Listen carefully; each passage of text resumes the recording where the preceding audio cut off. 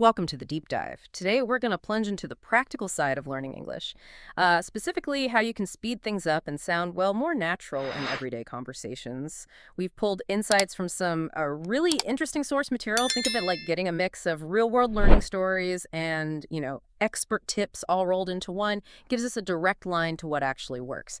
So our mission here in this deep dive, it's really to cut through the noise. We want to pull out the most effective strategies, those genuinely useful phrases, and the smart learning hacks hidden in this material. The goal, simple, really, to give you a shortcut, make your English sound less like a textbook and more like, well, you speaking naturally. Okay, let's unpack this. Right. So the absolute core idea, the thing that really jumps out from the source material is this. The best way, the most effective way to sound natural is by engaging with and really dissecting real natural conversations. That's where the living language actually is. Yeah, exactly. It's not just about, grammar rules or vocab lists on their own. It's about hearing how people actually put words together, out in the wild, and then figuring out how you can do that too. Precisely. And the source really hammers home how much value there is in picking up those little everyday expressions. The kind that, well, they almost feel invisible until you start really noticing them. Like the phrase, not bad at all. The source points this one out, says it's a fantastic, really natural alternative when someone asks how you are.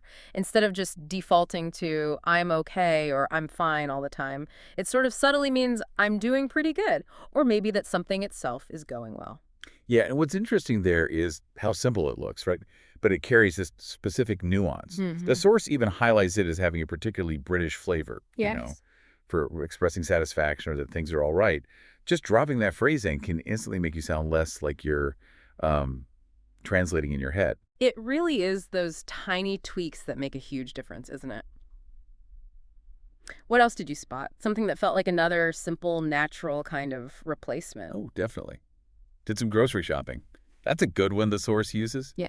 It shows how native speakers often bundle verbs and nouns together for common activities. Instead of saying, I bought food at the supermarket, which is perfectly clear, but maybe a bit clunky, you just say, I did some grocery shopping. Yes. That feels more like a single unit, doesn't it? A single action. It implies the whole trip, the picking things out, paying, Right. not just the buying food bit, but the whole activity of stocking up the kitchen. That subtle difference in phrasing, it paints a richer picture somehow. Absolutely. And look, these aren't like complex idioms or anything. They're just the common, comfortable ways people talk about everyday stuff. The real trick the source suggests is basically training your ear to notice these specific combinations when you hear them. Okay, so moving beyond those quick replies, the source material also gets into how we talk about common topics like daily routines. How can we make those descriptions sound more natural? Yeah, this is where you can really start adding some, flavor. Take something simple, like describing what you did last evening, instead of a very direct, I usually cook dinner, which is fine, perfectly fine. The source offers alternatives that just sound more, well, fluid. Okay, give us an example. What did the source suggest there? So for I usually cook dinner, you can maybe say, I usually whip up something simple. See, it still implies cooking, but it adds that touch of casualness. Maybe suggests it wasn't a three-course meal. Right. Whip up, that's a great phrasal verb for making something pretty quickly or easily. Whip up something simple. I like that. Yeah, it feels more dynamic. And what about, say, watching videos, like YouTube? Well, instead of just, I watch a bit of YouTube, you could try, I catch up on some videos. Yeah. Catch up, it implies you might have missed some things or you're just browsing through recent stuff. A bit different. Oh, that's interesting. It adds that nuance, doesn't it? Like maybe you're not watching one specific show, but just scanning through things you've missed. Exactly. And one more for a common evening thing. I read before bed.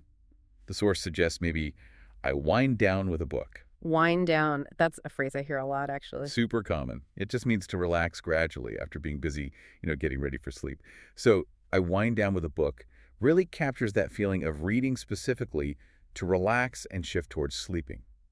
These simple alternatives, whip up, catch up, wind down, they're key.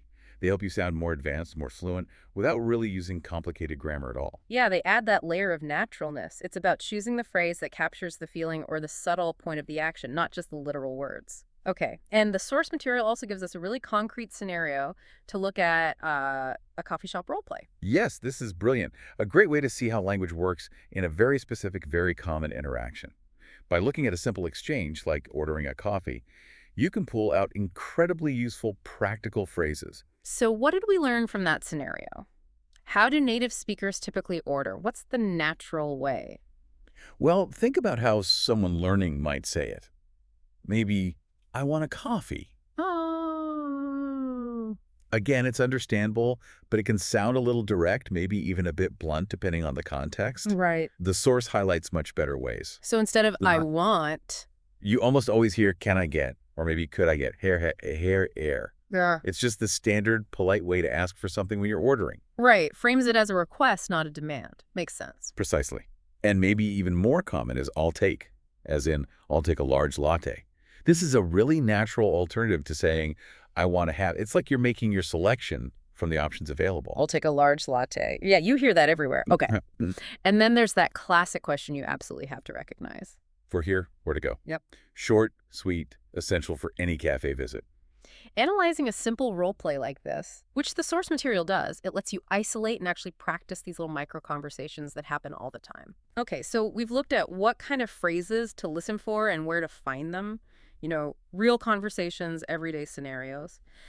Now, let's shift gears a bit to the how. The practical tips the source gives for learning faster. And this is where it gets really interesting. Yeah, this part of the source material really digs into actionable steps.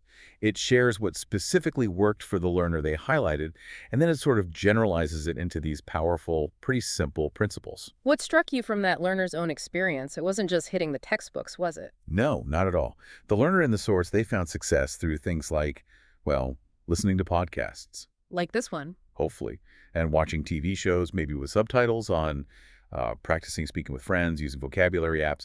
What ties all these together, as the source points out, is that they all involve engaging with language in a more natural, less sort of structured way than maybe a traditional classroom.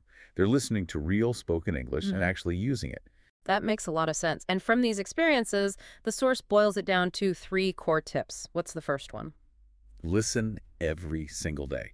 Now, this sounds simple, maybe obvious, but the source really emphasizes consistency over duration. Even just 10 minutes a day, just 10 minutes listening to real English, maybe a podcast clip, a bit of YouTube, a song. It's incredibly helpful. Your brain starts picking up the patterns, the rhythms, and yeah, those specific natural phrases we were talking about earlier. Consistency is key. Got it. Okay, tip number 2. Speak out loud. The source really insists on this one. Don't just listen passively or study silently in your head. Repeat what you hear.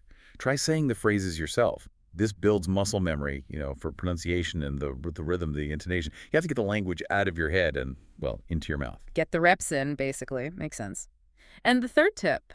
Use real material. Podcasts, YouTube, books, TV shows. They are absolute gold mines. They're just full of the kind of native phrasing and the natural speed that, let's face it, textbooks often lack. The source stresses that this is how you keep learning those up-to-date common expressions people actually use. Okay, listen every day, speak out loud, use real material, simple, but sounds powerful. And the source makes another really crucial point too, doesn't it? About making mistakes. Oh, absolutely essential. Yeah. The source is very clear on this. Mistakes are not failures. They are proof that you are trying. Think about it. If you're not making any mistakes, you're probably not pushing yourself enough, not trying the language in new situations. Don't let that fear of getting it wrong stop you from actually using those new phrases you're learning. That's such an important reminder. Such a good point. Okay, as we start to wrap up this deep dive, the source material leaves us with a really encouraging expression, a nice one to end on. Yeah, it highlights hang in there, which is just a fantastic warm phrase. It basically means don't give up, stay strong. It feels like the perfect message for anyone on this language learning journey, right? There will be tough days, frustrating moments, but just keep going. Hang in there. I like that. Very encouraging. And the source doesn't just give tips, it suggests a couple of concrete challenges, things you can try this week. Yeah, 2 simple ones. First, try to use, say, 3 new phrases from this deep dive in your own conversations this week. Maybe try out not bad at all, or I'll take. When you order a coffee, maybe wind down when you talk about your evening. Just try them. Put them into practice immediately. Good idea. What's the second challenge? Try shadowing. Yeah. Just pick a short piece of audio from some real material, maybe only one sentence or even a short phrase you heard today, and try to repeat it out loud. Copy the rhythm, the tone, the speed, everything as closely as you can. This directly supports that speak out loud principle and really helps build that muscle memory for sounding natural. Okay, so what does this all mean? Where does this leave us? Our deep dive into this source material, it really reveals that sounding natural in English, it isn't some kind of mysterious talent you're born with. It's about a focused approach. It involves training your ear to listen actively to real language, um, actively seeking out and practicing those specific, common, everyday phrases, and consistently applying those simple, powerful techniques. Listen daily, speak out loud, and use authentic materials. Yeah, the key message really seems clear. Keep it simple, stay consistent, and make sure you are speaking and, engaging with the language every single day, even if it's just a little bit. So here's a final thought. If just noticing and using a few simple phrases like not bad at all or did some grocery shopping can make your English sound significantly more natural, what other hidden gems are waiting for you in the real English conversations you hear every single day? Maybe start listening not just for the main point, but for those little words and phrases, the common verb pairings, the natural ways people transition. They might just be the shortcut to fluency you've been looking for.